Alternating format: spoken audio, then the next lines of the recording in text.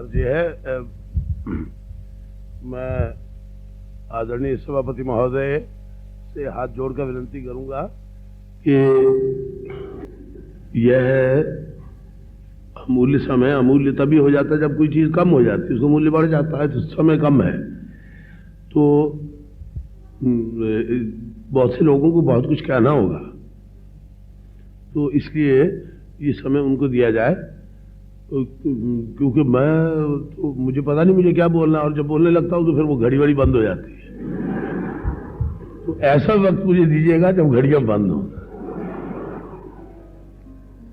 क्योंकि मुझे कुछ खास कहना नहीं है। ना मेरी कोई समस्या है, ना कभी थी, ना मुझे कोई गिला है, ना कभी था, ना कोई शिकवा है, ना कोई होगा। तो इसलिए बातें सब हो जाए। कोई ऐसा वक्त फालतू आपके पास हो, मुझे खड़ा कर दीजिए। फिर कहिएगा मैं 5, 6, 10 घंटे बोलता रहूंगा, कोई बात नहीं, फर्क नहीं पड़ता। क्या हुक्म है मेरी? क्या अभी पहले? अच्छा, तो 2 घंटियां बजाइएगा। 1 घंटी ये इशारा कि अब नेक्स्ट बजेगी। बेहतर 2 घंटियों में पर्दा उठता है, ये पर्दा क्लोज होगा 2 घंटियों। कल घंटियों का ही झगड़ा हो गया। अगर पहले 2 घंटियों का भरोसा कहता, साहब घबराइए नहीं, पहली है। आदरणीय अध्यक्ष महोदय, नाट्य कला के प्रिय भक्तजन, उपस्थित गुरुजनों, कलाकारों में लड़कियों शामिल है, भाई नाराज ना हो जाना। साहित्यकारों, कविजनों, आलोचकों और बच्चों और बच्चियों, बहुत से बच्चे बच्चियों, यह बात तो यूं चली थी कि जो समस्याएं हैं प्रोड्यूसर की, उन पे कुछ विचार किया जाए। तो मैं तो स्टेज का प्रोड्यूसर नहीं हूं अब, और जब था तब भी नहीं था। ये बड़ी विचित्र बात है, मेरे बारे में बड़ी गलतफहमियां। वो एक शेर है फैज का कि वो बात जिसका फसाने में कोई जिक्र नहीं, वो बात उनको बहुत नागवार गुजरी है। ये निभाई भारती जी ने कल कहा था कि पृथ्वी के लिए वो पृथ्वी तीर्थ था। बड़ी विचित्र बात है, वो नहीं था। मैं तो पकड़ के कान से, जिस तरह अभी यहां खड़ा कर दिया गया, मैंने कहा, अभी शंभू जी पूछ रहे थे, पापा जी कुछ बोलेंगे? मैं कहा नहीं। तो वो कान पकड़ के खड़ा कर दिया, बोल रहा हूं। थिएटर में भी ऐसा ही हुआ। वैसे थिएटर स्कूल से करते रहे। वो मेरा ख्याल है, क्योंकि इस गड़बड़ में रहा हूं बहुत दिन, इसे शौक कह लो, इसे व्यवसाय कह लो, इसे कुछ कह लो, और वो हुआ तो अंदर तो थी ही बातें। वो तो बातें कल भी शंभू से कह रहा था मैं कि जब भरत लिख रहे थे, और मैंने शायद उस दिन कहा भी था कि जो नटशास्त्र लिखे, क्योंकि एक साहब ने कहा कहीं को उनको चीज अच्छी लगी, किसी को अच्छी लग जाती, किसी को मंदी लगती, तो उनको बहुत अच्छी लग गई होगी वो हमारी चीजें। तो कहने लगे नटशास्त्र ऐसे लगता है घोल के पिया। मैंने कहा भाई मैंने देखा भी नहीं अभी तक, पर हाँ ये हो सकता है कि जब भरत मुनि नटशास्त्र की रचना कर रहे थे या करने वाले थे, तो उनके यहाँ आश्रम में झाड़ू देने वालों में मैं भी था। और ये तो हम मानते हैं, कल मिश्र जी ने ये कहा ही है इसके बारे में कि बड़ी लंबी रस्सी मिली, इंसान ने खुद ही बनाई है ये सब चीजें। मैं तो समझता हूँ यहाँ तक ईश्वर भी इंसान ने बनाया, और कितना खूबसूरत बनाया, वाह वाह वाह। हर चीज उसमें भर दिया, और फिर उसके आगे झुक गया। नहीं जो झुकता उसके ऊपर डंडा मार कहता झुक रहे। खैर, और जहां नहीं झुकते थे, जहां बिल्कुल निकाल दिया, वो फिर वहां किसी न किसी रूप में आ गया। फिर वो गिरजे भी हैं, वहां भी है, मैं रूस में भी देख के आऊँ, मास्को में देख के आऊँ, इत्यादि इत्यादि इत्यादि, और चीन में भी है। तो इसी तरह ये बना ली हमने एक लंबी रस्सी अपने आप को देने के लिए, ताकि साहस टूट ना जाए, दम टूट ना जाए कि हाँ भाई आगे भी है। नयनम छंदंती शस्त्राणी नयनम दहति पावका। हालांकि सब कुछ गड़बड़ हो जाती है, शस्त्र लगे पता लगता है क्या जाता है, तो अंदर से यूं छेद जाता है, उसमें खून निकलता है, बड़ी तकलीफ होती है। पर वो हमने बना ली ताकि अपना साहस न टूटे, काम करते रहे। जहां काम छोड़ा है फिर पकड़ लेंगे सूत, फिर आगे चलेंगे, फिर 100 साल के बाद चलेंगे। जब मैं कह रहा था तो किसी ने कह दिया सितार वितार सीख रहे हो आजकल। मैं कहा हाँ 200 साल में इरादा है कि सुनाऊंगा किसी या बजाऊंगा। तो इसी तरह वो हमारे साथ तो थिएटर का भी ऐसे ही संबंध रहा, बचपन से ही उस स्कूल में डाल दिया गया थिएटर में। उनको कोई ऐसा गुप्पू गुप्पू सा लड़का चाहिए था, इतना सा था मैं। जब वो गणपत धनपत भाइयों में, दोनों भाइयों में मैं एक भाई में था, जिनको बुला रहे हैं गणपत धनपत भाई, रोहितास कहता, तो उसमें भी। और फिर एक वो स्कूल का एक शो सा हुआ छोटा सा, उसमें 1 रुपया इनाम भी मिल गया, बड़ा छोटा सा था मैं। तो इसी तरह ये काम होता रहा। हमारे गुरुजी थे नारायण दास जी, टीचर थे, उनसे वो फिर ले आए, लक्ष्मण का रोल डाल दिया रामायण में 8 दिन का खेल, रामलीला में, और वो 3 दिन के लिए मेरे लिए था। और उसके बाद जो राम बन रहे थे वो लक्ष्मण बनने वाले थे, और स्वयं गुरुजी राम का रोल करने वाले। वो जो राम बने और जिन्हें लक्ष्मण बनना था, वो कुछ ऐसे फुस फुस पहले 2 दिन में ढीले ढीले होने लगे। वो राम तब तक थे, वो मैं लक्ष्मण था, मैं टह टह टह टह कर रहा था। उन्होंने कहा इसको लक्ष्मण जारी रहे। अब इतना से लक्ष्मण इतने बड़े राम हो गए, क्योंकि पहले वो लड़का ही था। तो 2 छोटे छोटे लड़के एक बराबर नजदीक। अब एकदम गुरुजी आ गए राम के रोल में आगे चल के, और वो लक्ष्मण वही चला। तो फिर मतलब कई साल ये होता रहा। फिर कॉलेज में आ गए, आजकल के इस युग के ड्रामे के साथ संबंध हुआ प्रोफेसर जयदयाल के चरणों में बैठ के। फिर फिल्मों में आ गया, क्योंकि उस जमाने में थिएटर में कोई जगह मेरे जैसे आदमी के लिए नहीं थी, तो फिल्म में आ गया।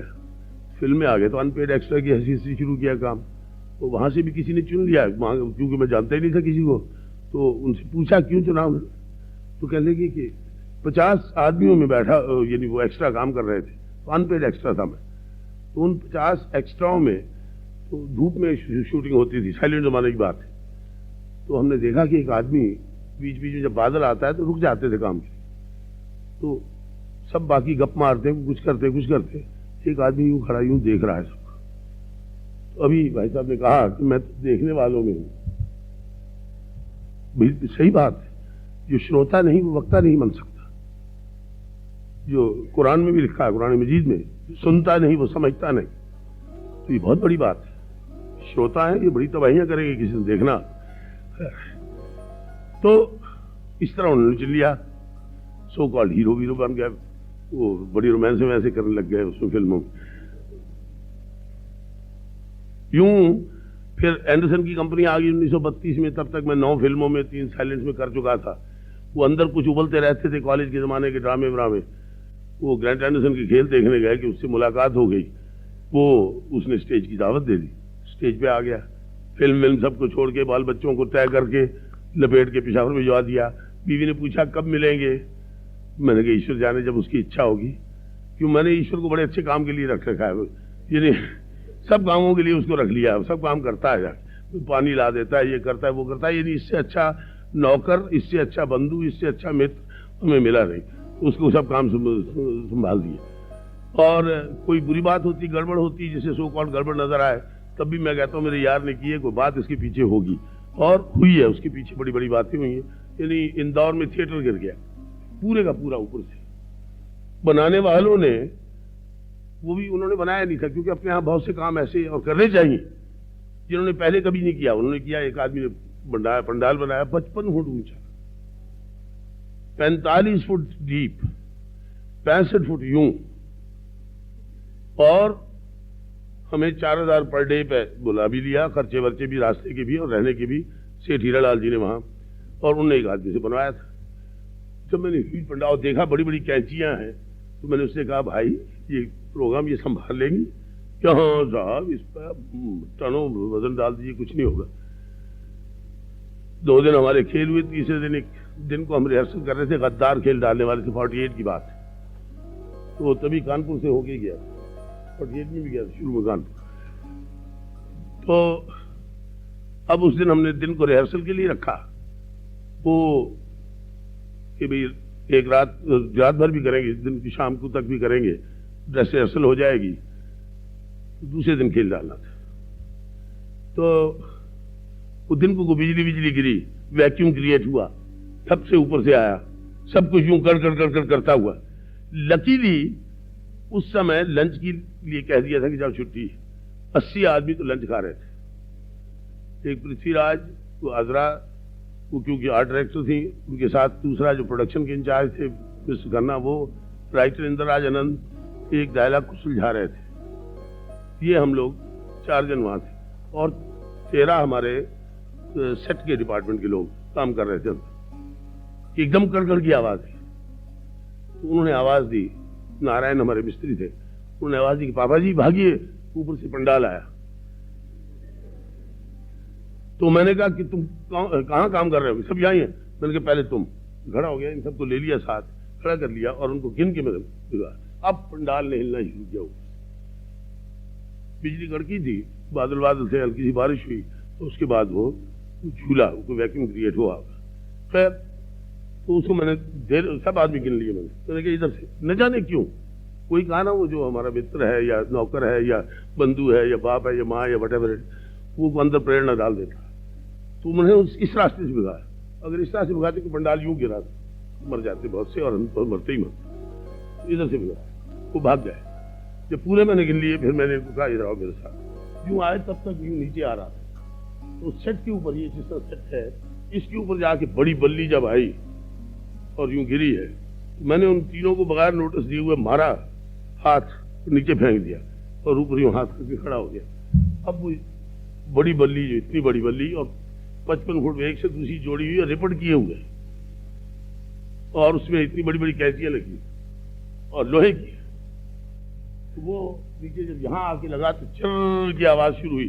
तो हरिओम ऐसे किया मैंने, उनके ऊपर हाथ रख दिया और यूं उनको अपने नीचे ले, बल्ली आके ऊपर पड़ी, यूं ऐसे भी नहीं किया उसने, यूं मुझे टच किया और टच करती हुई नीचे ले गई अपने बोझ से।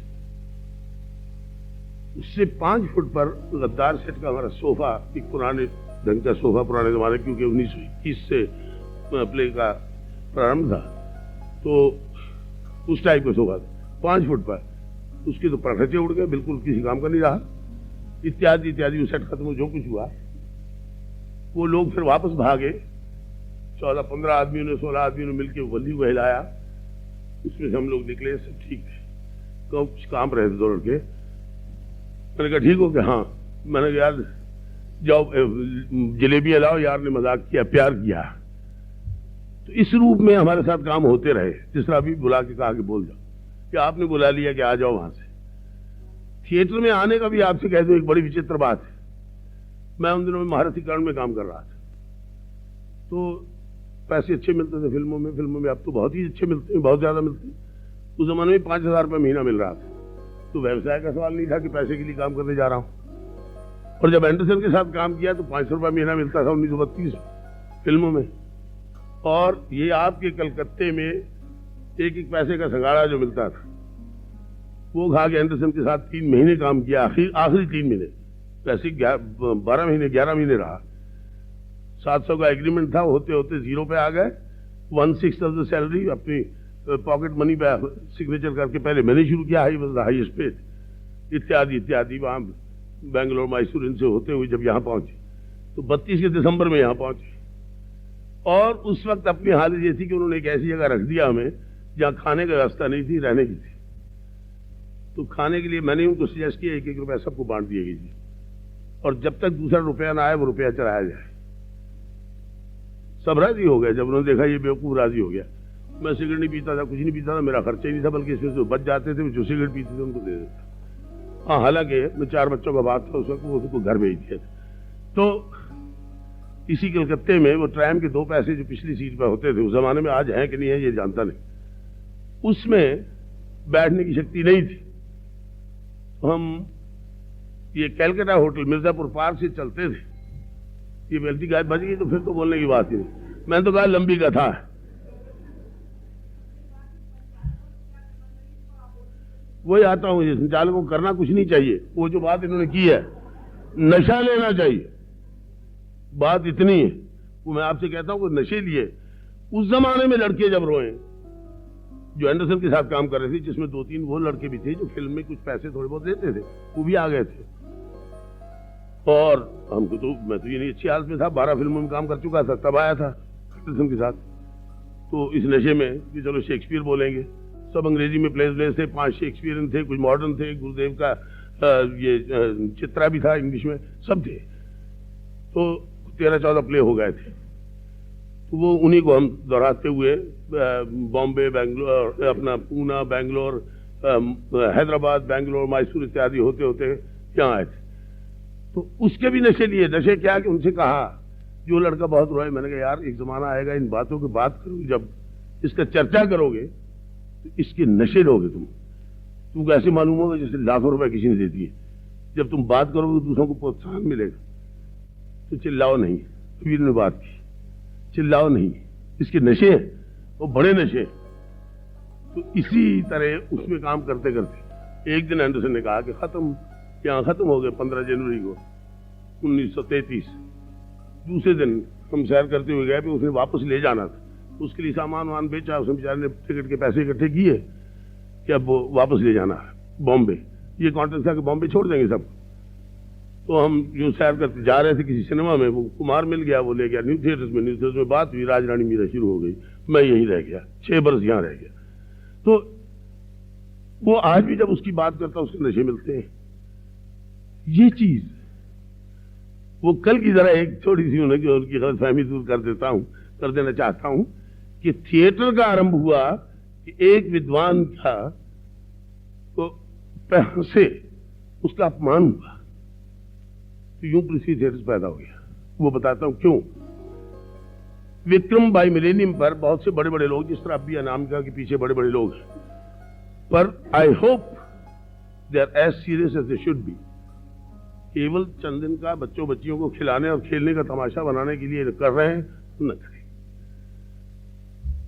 अगर वाकई ये जिस्म से यूं, वो जिस तरह कर्ण ने फिर यूं मांस नोचा और यूं मांस नोचा दिया, ऐसा कर सकते हैं तो जरूर करें, नहीं तो ऐसे चंद दिन का। लेकिन उसमें भी लाभ होगा, खैर वो बात लंबी है, मैं नुक्ताचीनी के लिए उनके लिए नहीं खड़ा हूं। तो विक्रम बाई मिलेनियम वालों ने कहा विक्रम कला मंदिर बनाना। विक्रम कला मंदिर में हमने पहले शाकुंतल खेलना। शाकुंतल मेरे पास पहुंचे कि तुम डायरेक्ट करोगे। मैंने कभी छुटपन में डायरेक्ट की थी प्लेस, स्कूल के जमाने में, और प्ले डायरेक्ट करोगे और शायद दुष्यंत का रोल करोगे फ्री, हमारे लिए मुफ्त। तो हो गई बात, जब उन्होंने बहुत जिद की तो हो गई। बहुत ऐसे लोग थे जो मिले थे कई दफा, हाँ हो गई। उन्होंने ही कहा कि पंडित नारायण प्रसाद बेताब लिखेंगे, वही उनके पास लेके गए। पंडित जी ने कहा कि मैं एक शर्त पर लिखूंगा, जो लिखा हुआ वो तो है और उसके अनुवाद भी बहुत। अगर कोई नई शैली में नई ढंग में करना चाहते हैं तब तो कोई बात है, तो ये करो कि तुम इसका स्क्रिप्ट लिख के लाओ और फिर मैं उसे सजा दूंगा कि क्या करना चाहते, किस रूप में करना है, क्या उसका हिस्सा करना चाहते। ये भी कान पकड़ के मैंने कहा ना, वो मित्र ने कान पकड़ के कहा बेटा लिखो बैठ के। यूं बात शुरू हो गई। अब बेताब जी ने दूसरे दिन उन लोगों ने कहा कि आप कितने पैसे लेंगे। बेताब जी ने कहा 4,000। उनमें एक जज था जिसकी कोर्ट में बेताब जी उपस्थित हो चुके थे 1500 के केस में।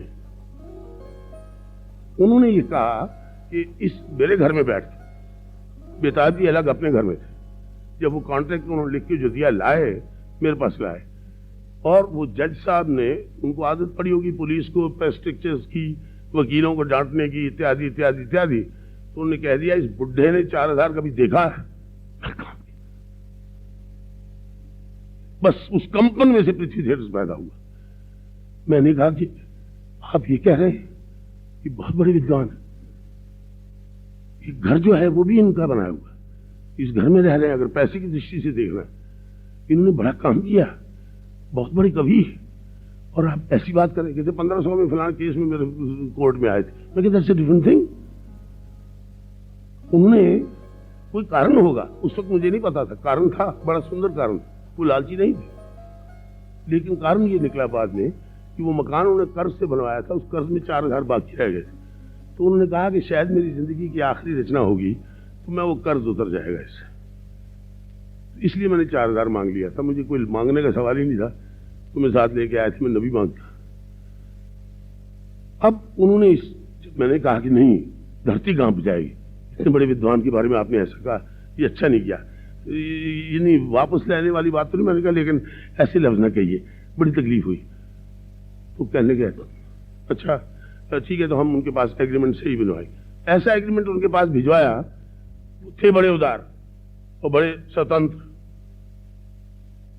बिल्कुल, यानी वो 70 वर्ष की उम्र हो चुकी थी और उस उम्र में एक सन्यासी के रूप में रहते थे। सब मकान उन्होंने बच्चों को दे दिया था। तो उन्होंने, मैं जब गया उनके पास तो ये एग्रीमेंट जा चुका था, लाल लकीरें मारी।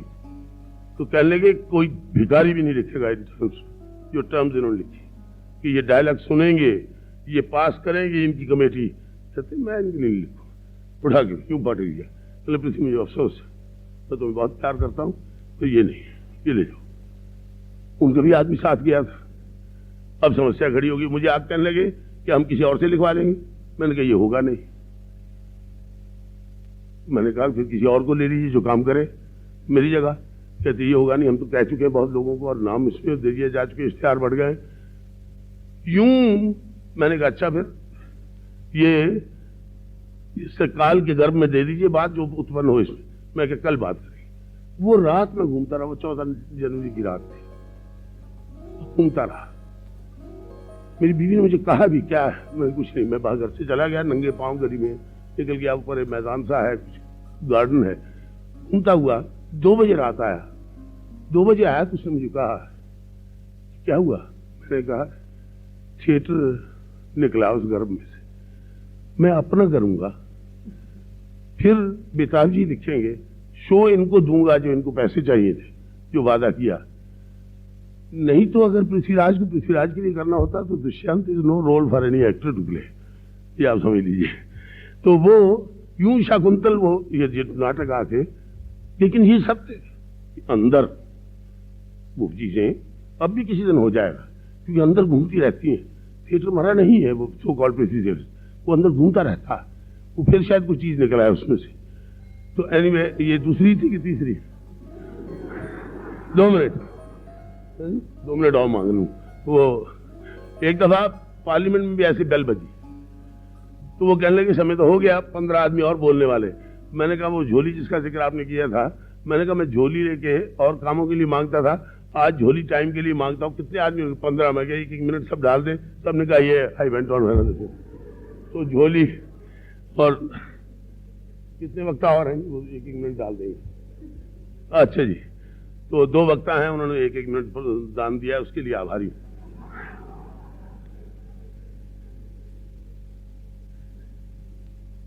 ये भिन्न भिन्न शैलियां जो हमारे सामने आती हैं, इन सब का हम स्वागत करते हैं। जैसे बलराज जी ने कहा कि इस देश ने हर चीज का स्वागत किया, जो अच्छी है रहेगी, जो नहीं अच्छी अपने आप चली जाएगी। ये बड़ा विचित्र है इसका, ये इसकी बनावट जो है, ये ऋषियों की भूमि, ये रत्न गर्भा, ये कुछ इसमें विचित्र बात है। जो अच्छी बात होती है इसमें रह जाती है, जो बुरी है वो निकल जाती है। बुरी बातें कुछ रहती है, कुछ दिन रहती है, लेकिन हताश होने की जरूरत नहीं। जैसे इन्होंने कहा, वो इन द लॉन्ग रन अपने आप निकल जाती है।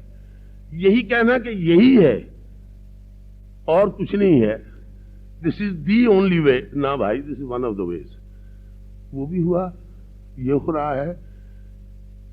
वो जब डर रहे थे कि कल लड़की ब्याही जाती है, ये होता है, उसी से ये डायरेक्टर का एक जात पैदा हुई है कि ब्याही जाएगी, चली जाएगी। तो अब कई ड्रामे ऐसे भी होते हैं जिन पर केवल लाइट खेल रही है, एक्टर कोई चीज ही नहीं उसमें, वो भी ठीक है। तो अब उसका डर नहीं रहा कि यहाँ कौन है कौन नहीं है, किसका ब्याह हो गया, किसकी शादी हो गई, कौन कर रहा है कौन नहीं कर रहा।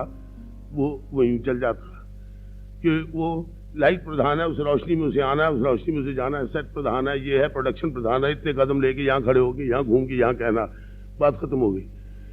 कुछ रोल्स, जिस तरह बर्बज की बात कल ही की थी कि बर्बज ने कहा कि मुझे चाहिए और उन्होंने लिखा।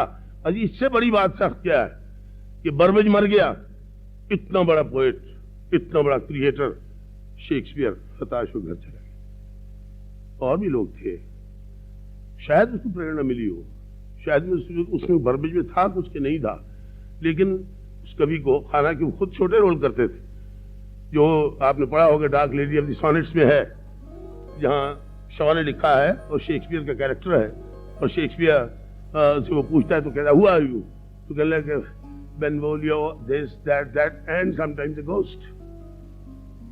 उसमें है तो और लाइनें दिखाया कि कहाँ कहाँ उसने पिकअप किया और कहाँ angels and ministers of grace defend us इत्यादि। और नेशनल थिएटर की भी वहाँ बात है। यहाँ हमारे देश में हताश हो गया एक दिन, वो क्या होते थे यहाँ पे अपना, जिनकी बीवी स्कल्पचर भी थी, मार्शल एक जगह थे, तो हमारे कुछ लड़के इसी तरह के समारोह में कि मार्शल जी से हम प्रार्थना करेंगे कि हमारी गवर्नमेंट से कहें कि देश में नेशनल थिएटर होना चाहिए। 58 की बात। मैं भी वहां था, मुझे कहा गया बोलने को। मैंने कहा मैं मार्शल जी से प्रार्थना करूंगा कि इंग्लैंड की गवर्नमेंट से कहे कि वहां भी एक नेशनल थिएटर बनाए। ये अब बना है सरकार। एक सेकंड की बात, एक सेकंड वो सुन लीजिए। उसी dark lady of the sonnets में शॉ ने उन कैरेक्टर्स द्वारा अपील की है और एलिजाबेथ कहती है नॉट येट। शेक्सपियर द्वारा अपील की है, वो कहती है not yet my man, not yet. मेरी दुआ है कि वो थिएटर बने। अभी आपने भी कहा फ्रांस में है, मैं भी वहां देख के आया, कॉमेडी फ्रांस इत्यादि। तो वहां और दुख भी हुआ कि उसने बख्शीश मांग ली, और उस जमाने के 100 फ्रैंक्स 1951 की बात है, जो 1 रुपये 2 आने की है। मुझे बड़ा दुख होता है अगर पृथ्वी थिएटर्स का जो मैन इंचार्ज बुकिंग किससे यूं करके पैसे मांग ले, अगर मांगे होंगे उसने तो वाकई मुझे छुरी मारी उसने। लेकिन ये सिर्फ चीजें नहीं है, वही थिएटर जो उन्होंने कहा, तो आप लोगों में से बहुत ने कहा तुम्हारे अंदर है, जो कुछ कहना चाहता है वो, उसके लिए सब जुट जाएंगे, लोग इकट्ठे हो जाएंगे। और मैं तो बड़ा खुशनसीब था, 16 बरस तक मुझे मौका मिला, कहते चले जाओ जैसे मर्जी कहो। और बड़े लोगों ने सुना देखा, किसी ने ये भी लिख दिया कि this is nation should be grateful to Prithviraj for giving it the world's greatest play. 3 दिन के बाद मुझे मिले, पूछने लगे कि, और बहुत जोरदार तरह गिने जाते थे आदमी, did you read my this? मैं कहा I looked all Bosch nonsense. मैंने ये लिखा, मैंने कहा तुम क्या जानते हो दुनिया के थिएटर के बारे में? तो इसलिए सममान ही निरादर आदर ही सब संत सुखी विचरण, तो में ही कोई चिंता नहीं रहती को अच्छा कह जाए बुरा कह जाए। जिसको जैसा नजर आएगा वो वैसे ही कहेगा उसके बारे में, और उसका दुख करना नहीं चाहिए। तो जैसे उन्होंने कहा जिसने करना है नशे के लिए करना, वो जब तक उसे नशा मिलता उसने किया, जब नहीं मिलता वो हट जाता है, फिर करता है कुछ और करता है, ये करता है, केवल एक ही चीज नहीं करता। थिएटर तो ये रंग इस मंच से उतर के दुनिया के मंच में चला जाता, बड़े मंच में घूमता रहता, उसमें वो जिंदगी के नशे लेता। ये नशे कायम रहे, ये दुआएं हैं उन तमाम प्रोड्यूसर्स के लिए जो कर रहे हैं काम, जो लिख रहे हैं उन लेखकों के लिए, और बेनियाज होकर लिखें, शान से लिखें, मजे से लिखें, परवाह न करें इस बात की कि ये है और वो नहीं है, गवर्नमेंट ने पैसा दिया है या नहीं दिया है। 16 साल में मैंने भी नहीं लिया, चिंता न करो। और उससे अगर कोई फायदा हो सकता है तो ये 4 आदमियों को ये आएगा कि इसने नहीं लिया हम भी नहीं लेंगे। और मैंने यही शर्त रखी थी, मैं इसलिए नहीं लेता हूँ ताकि प्रेसिडेंट ये रहे कि उसने नहीं लिया। क्या हो